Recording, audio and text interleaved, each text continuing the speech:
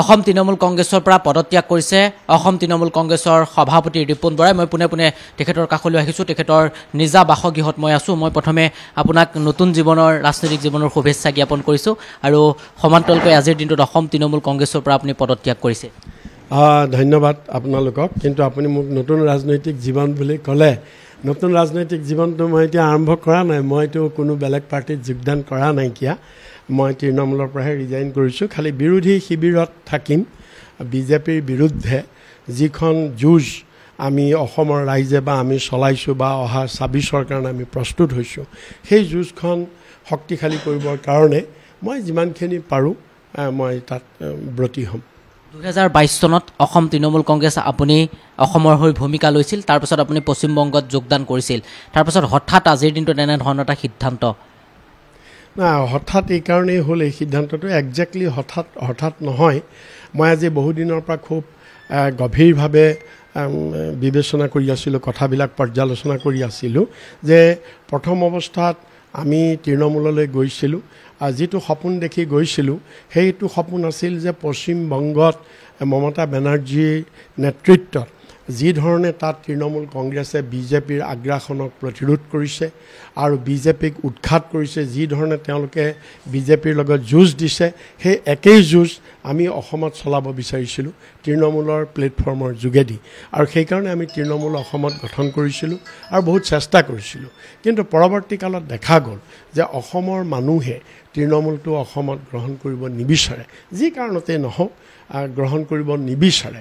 আৰু গ্ৰহণ কৰিব নিবিচাৰে যেতিয়া আমি ভাবিলোঁ যদি ৰাইজেই গ্ৰহণ নকৰে তেতিয়াহ'লে সেইটো পাৰ্টিত আমি থাকি কেনেকৈ আমি তেতিয়াহ'লে আমাৰ লক্ষ্যত উপনীত হ'ম, তাৰ সেইখন প্লেটফৰ্মৰ পৰা কেনেকৈ আমি বিজেপিক প্ৰতিহত কৰিব পাৰিম। সেইকাৰণে মই ভাবিলোঁ যে অযথা সময় আৰু এনাৰ্জি খৰচ কৰাৰ বাহিৰে অন্য একো কাম নহ'ব আৰু সেইকাৰণে মই তৃণমূল কংগ্ৰেছৰ পৰা পদত্যাগ কৰাৰ সিদ্ধান্তটো ল'লোঁ। পশ্চিমবংগত গ'ল, পশ্চিমবংগত যোগদান কৰিলে, এটা সপোন লৈ গৈছিল, অসমৰ পৰা আপুনি নেতৃত্ব দিছিল, সভাপতি হিচাপে আপোনাক তেওঁলোকে দায়িত্ব দিছিল। সেই সপোন পূৰণ কৰিব নোৱাৰিলে বা আপুনি যেনেকৈ ভাবি গৈছিল তেনেধৰণৰ এটা পৰিস্থিতি নাপালে নেকি দলটোৰ পৰা? ডেফিনেটলি নহয়। মই দলটোৰ ওপৰত বিশেষ নকওঁ, কাৰণ মমতা বেনাৰ্জীক এতিয়াও ভাৰতবৰ্ষৰ মানুহে, অসমৰ মানুহে যথেষ্ট এগৰাকী ফাইটাৰ হিচাপে, যুঁজাৰু মহিলা হিচাপে সন্মান কৰে আৰু ময়ো তেখেতক এতিয়াও বহুত সন্মান কৰোঁ। কিন্তু কথাটো হৈছে কি, পশ্চিমবংগৰ পৰিৱেশটো অসমৰ লগত নিমিলে। প্ৰব্লেমটো সেইটো। অৰ্থাৎ অসমৰ মানুহে তৃণমূলটো ইয়াত পশ্চিমবংগৰ এটা আঞ্চলিক দল বুলি ভাবে। গতিকে পশ্চিমবংগৰ আঞ্চলিক দলটো অসমৰ মানুহে গ্ৰহণ কৰিব নোখোজে। যদিও মমতা বেনাৰ্জীৰ প্ৰতি অসমৰ মানুহৰ শ্ৰদ্ধা আছে বা সন্মান আছে। সেইকাৰণে মই দেখিলোঁ, কাৰণ আমি ৰাজনীতি অসমত কৰিব লাগিব, আমি পশ্চিমবংগত কৰিব নোৱাৰোঁ। অসমত যদি ৰাজনীতি আমি কৰোঁ আৰু এই দলটোৰ মজিয়াত, এই দলটোৰ যোগেদি যদি আমি কৰোঁ, এই দলটোৰ যদি মানুহে গ্ৰহণ নকৰে তেতিয়া আমি কেনেকৈ ৰাজনীতি কৰিম? আমি কৰিব নোৱাৰিম। গতিকে সেইকাৰণেই মই এই দলটোৰ পৰা পদত্যাগ কৰিছোঁ। দলটোৰ পৰা অকল আপুনিয়ে নহয়, কেইবাগৰাকী সদস্য ইতিমধ্যে পদত্যাগ কৰিছে। কিমানগৰাকী সদস্য? মোৰ লগত সদ্যহতে মই কাৰো লগত যোগাযোগ কৰা নাই। মোৰ লগত সদ্যহতে আমাৰ জেনেৰেল ছেক্ৰেটাৰী এইটো কি বুলি কয় গজেন্দ্ৰ প্ৰসাদ উপমান্য আৰু অৰূপজ্যোতি ভূঞা, জুলফিকৰ হুছেইন, এনেকৈ কেইগৰাকীমান জেনেৰেল ছেক্ৰেটাৰী আৰু এগৰাকী ভাইচ প্ৰেছিডেণ্ট গৌৰীশংকৰ শৰণীয়া, তেখেতসকলে তৎকালীনভাৱে মোৰ লগতেই পদত্যাগ কৰিছে। আৰু মই ভাবোঁ পৰৱৰ্তী পৰ্যায়ত আৰু বহুত সতীৰ্থই হয়তো দলটো ত্যাগ কৰিব। আপুনি ইয়াৰ আগত যদি মই কওঁ তেনেহ'লে নিৰ্বাচনৰ সময়ছোৱাত আপুনি পশ্চিমবংগত গৈ নিৰ্বাচনী প্ৰচাৰ চলাইছিল। মমতা বেনাৰ্জীৰ সন্মুখত আপুনি কাষতে আছিল। শিলচৰতো আপুনি গৈ নিৰ্বাচনী প্ৰচাৰ চলাইছিল আৰু এনেধৰণৰ প্ৰচাৰ চলাই আপোনাৰ লগত এটা সকলোৱে ভাবিছিল যে মমতা বেনাৰ্জীৰ লগত আপোনাৰ এটা ভাল সম্পৰ্ক, আৰু সেই সম্পৰ্ক ক'ৰবাত নহয় ক'ৰবাত ব্যাঘাত জন্মিলে নেকি, যাৰ পৰিপ্ৰেক্ষিতত এনেধৰণৰ এটা সিদ্ধান্ত? নহয়, সম্পৰ্ক ব্যাঘাত জন্মা নাই। সম্পৰ্কৰ কাৰণে নহয়, বাস্তৱতাৰ কাৰণে যিটো পৰিস্থিতি। কাৰণ এতিয়া আমি ৰাজনীতি কৰিছোঁ, ৰাজনীতিৰ ৰিয়েলিটিটো আমি মানিব লাগিব। তে ৰিয়েলিটিটো কি?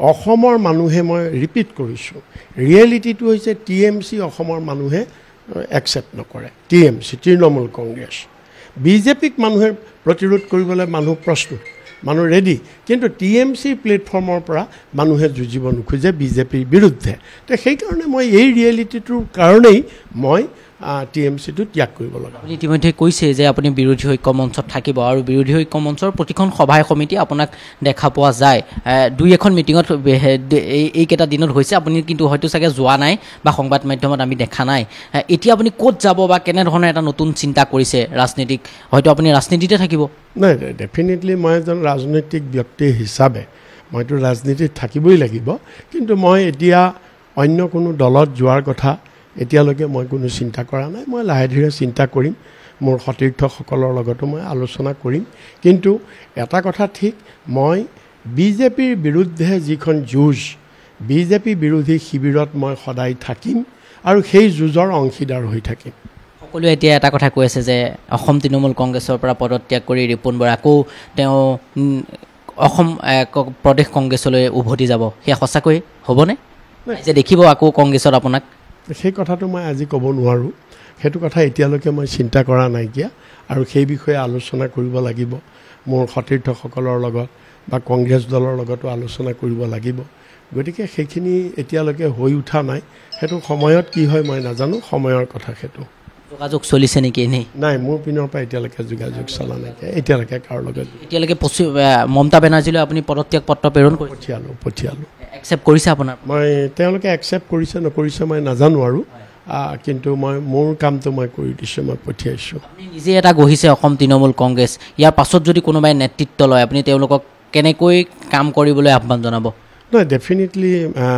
সেইটোত তেওঁলোকে কাম কৰিলে যদি বিজেপিৰ যিহেতু আমাৰ লক্ষ্যটো বিজেপিৰ বিৰুদ্ধে যদি তেখেতসকলে কোনোবাই দায়িত্ব লয় আগবাঢ়ি আহে যিখিনি পাৰোঁ দিহা পৰামৰ্শ দিম কাৰণ যুঁজখন আমি শক্তিশালী কৰা আমি সকলোৱে আমি একত্ৰিত হৈ আমি কাম আপুনি বিজেপিত নাযায় সেইটো কথা স্পষ্ট আপুনি বিৰোধী ঐক্যতা থাকিব নাই সেইটো প্ৰশ্নই নাহে বিজেপিত যোৱাটো কাৰণ যোৱা হ'লে বহুত আগতে গ'লোহেঁতেন গতিকে আগতে যেতিয়া অফাৰ পাই নগ'লোঁ এতিয়া আৰু যোৱাৰ প্ৰশ্ন নাহে আৰু এটা কথা চৰ্চা হয় যে যি সময়ছোৱাত আপুনি অসম তৃণমূল কংগ্ৰেছত যোগদান কৰিছিল হয়তো তেওঁলোকে আপোনাক সাংসদ হিচাপেও তেওঁলোকে নিৰ্বাচিত কৰাৰ কথা আছিল তাৰপিছত আপোনাক কোনো ধৰণৰ অকল অসম তৃণমূল কংগ্ৰেছৰ পদটোৱে দিয়ে আপোনাক থৈ দিলে তাৰপিছত কোনো ধৰণৰ তেওঁলোকে যেনেকৈ দায়িত্ব দিব লাগিছিল তেনেধৰণে দায়িত্ব নিদিলে নেকি বাৰু যাৰ পৰিপ্ৰেক্ষিতত আপুনি ক্ষোভ বজাৰী আজি এনেদৰে দল ত্যাগ কৰিবলগীয়া হ'ল নাই মই সেইটো গ্ৰীভান্সৰ কথা মই নকওঁ কাৰণ সেইটো ক'লে মোক খুব স্বাৰ্থপৰ বুলি বুজা হ'ব মই সিমান মানে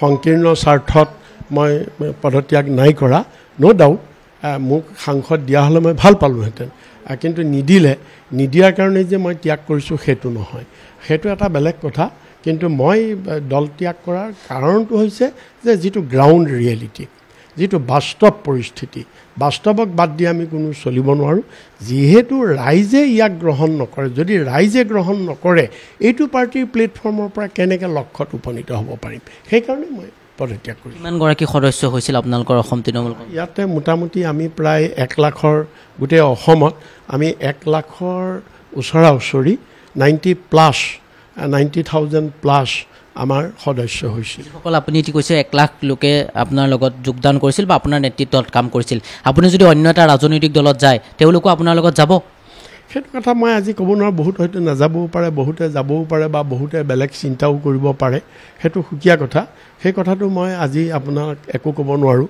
সেইটো সময়তহে ক'ব পৰা যাব বা ৰাজনৈতিক জীৱনৰ শুভেচ্ছা জ্ঞাপন কৰিছে ধন্যবাদ সেয়া আছিল অসম তৃণমূল কংগ্ৰেছৰ সদ্য পদত্যাগী ৰিপুণ বৰা আৰু ইতিমধ্যে ৰিপুণ বৰাৰ নিজা বাসগৃহত আমি আছোঁ আৰু ৰিপুণ বৰা ইতিমধ্যে কৈছে যে পশ্চিমবংগত যেনেধৰণে মমতা বেনাৰ্জীৰ নেতৃত্বত যেনেধৰণে অসম তৃণমূল কংগ্ৰেছে চৰকাৰ গঠন কৰিছিল আৰু সেই চৰকাৰ অসমত গঠন কৰিব নোৱাৰিব বা তেওঁ যি দৃশ্যপট পশ্চিমবংগত দেখিছে অসমত তেনেধৰণৰ দৃশ্যপট নেদেখিব যাৰ পৰিপ্ৰেক্ষিতত আজিৰ দিনটোত তেখেতে পদত্যাগ কৰিছে নিজৰ ইচ্ছামতে